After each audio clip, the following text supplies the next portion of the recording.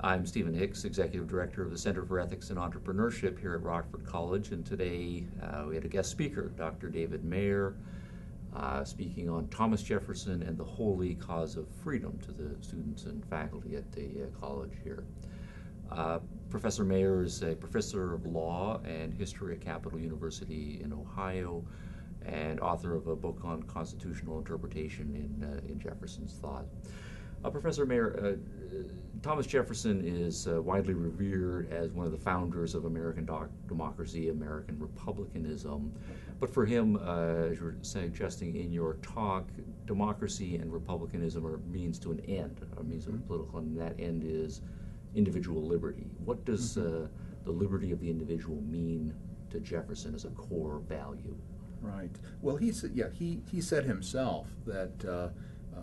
By the way, he would not identify himself as a Democrat with either a capital D or a small d. Okay. The form of government that he considered best was a republic, that is a representative government. He shared with his contemporaries this fear that direct democracy, simple democracy, government by referendum, could degenerate it into either mob rule or majority tyranny. Okay. So he favored representative government, but he wanted the people to be very involved in government, and he wanted the government to be very reflective of the will of the people. And the reason why he said a republican system of government is the best is that that's the only system that is not at war with the rights of human beings, because not only are the people represented in the government, but everybody has equal voice. One important principle of republican government is equality in political rights.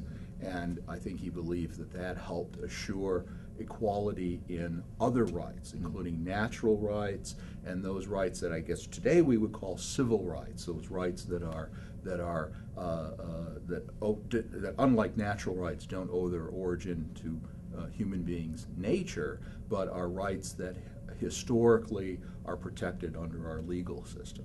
And he thought that where the government was representative of the will of the people through their own elected representatives, and that people had an equal voice in public affairs and were involved, active, and interested and attentive to public affairs, that the best security could be found for their rights, including what arguably is the most important natural right, the right of liberty, the freedom to act as they choose to act. So a republican system of government to him was important and valuable not as an end in itself, but as a means to that greater end, which is safeguarding those fundamental rights of the individual, including the right to liberty. Okay.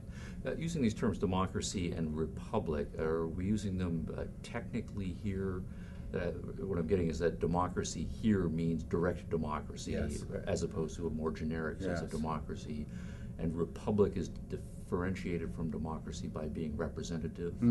Are there other features of democracies or republics that differentiate the two, or is that the issue? Well, that's the issue. The term democracy, of course, is thrown around very loosely by people today, particularly by politicians today. And a lot of people would identify the government of the United States as democratic. We're a democracy. But that's technically not true. The founders' generation would insist that we are a limited constitutional republic as distinct from a democracy. And again, their view was that pure democracy was no better or no worse, but it was just as bad as other pure forms of government, monarchy or aristocracy, that they would all degenerate into some kind of dictatorship or tyranny, or break out into anarchy or mob rule.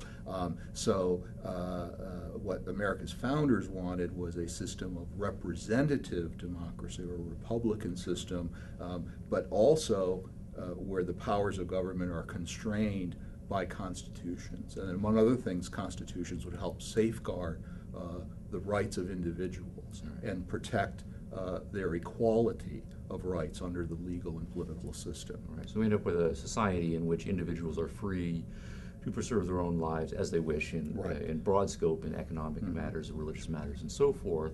And Jefferson thinks people are competent, generally speaking, to be able to do so, but at the same time they are active participants in the political process. Yes. And one of the points you also emphasize is that for that political process to work with an active citizenry, history is important, that you have to have a citizenry with a great deal of historical knowledge. What is the importance of history here? What should we be learning from history? Right. Well, I think Jefferson shared with many of his contemporaries.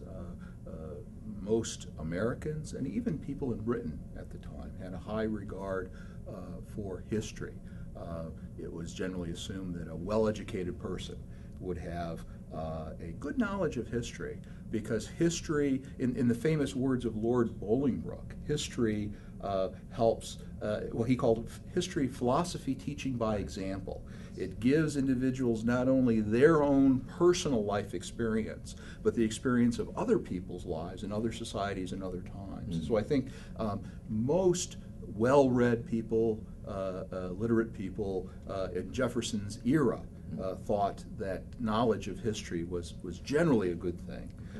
Jefferson was particularly impressed by history and thought that history was especially important for citizens' education, because he said history would teach people how in the past liberty has been endangered by government. History would teach people that, among other things, liberty is a very precious thing, that governments through the ages in different societies and different times unfortunately have this tendency of increasing their power.